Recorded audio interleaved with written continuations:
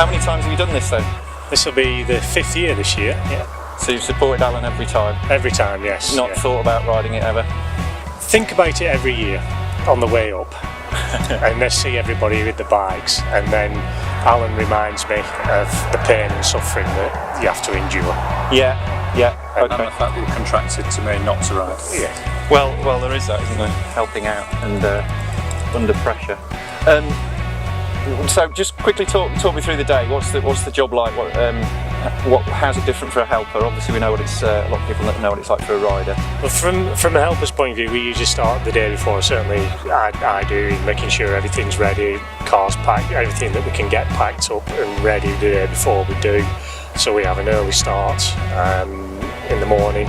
So Alan doesn't have to worry about whether his shoes are in, his helmet's in. It's all done, packed, checked, ready to roll.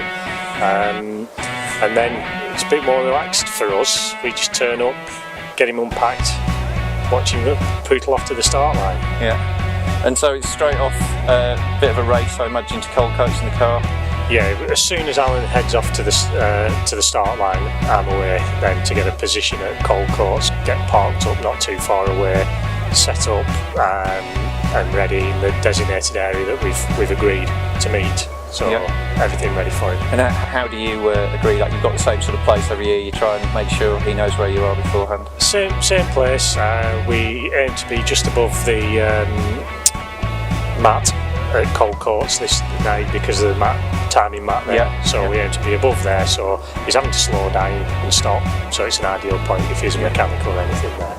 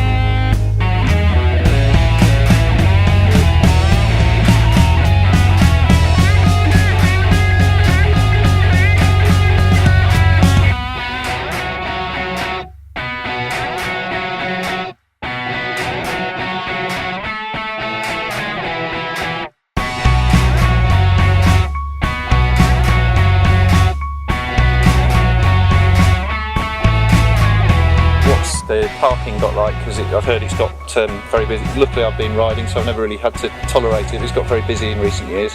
Yes, and especially last year with the massive number of entrants, then parking was a nightmare. Cold courts especially. Last year was extremely busy. A lot of people just ignoring marshals and parking where they shouldn't have done, and causing frustration for marshals and for support crews that have been doing it for a long number of years.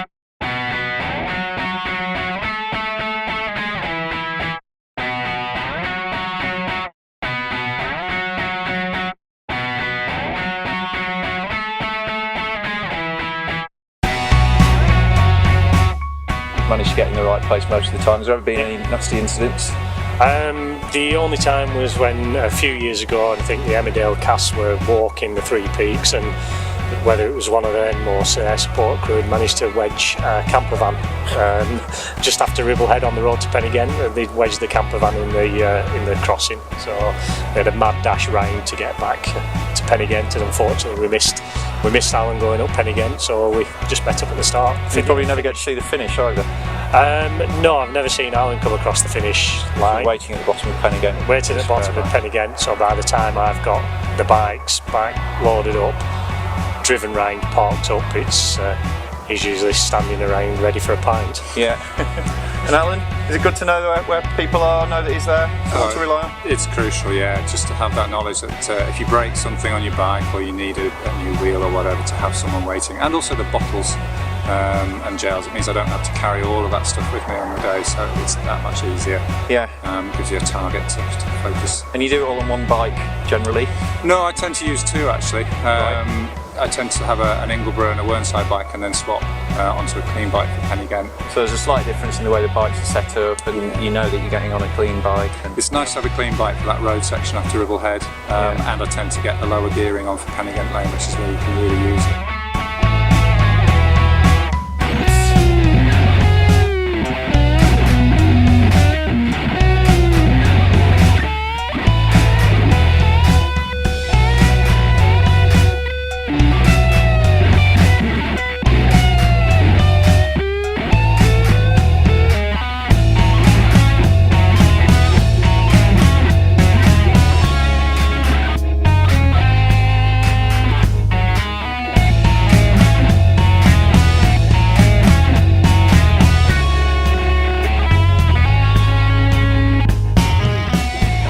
Is it to know the person you're helping and have a good relationship with them? I think very important. I think especially on the changeovers, because we want them as quick and smooth as possible, so I know exactly what Alan needs. He doesn't have to give me a long list of instructions. I'm looking to see how he's coming into the transition area so I can have everything ready for him.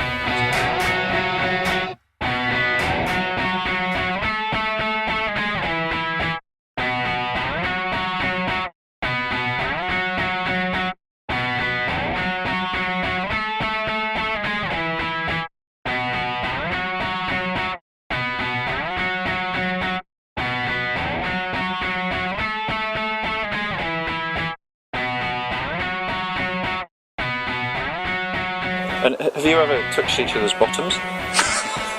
Yes. Inadvertently? Yeah, and there's photographic evidence to prove it.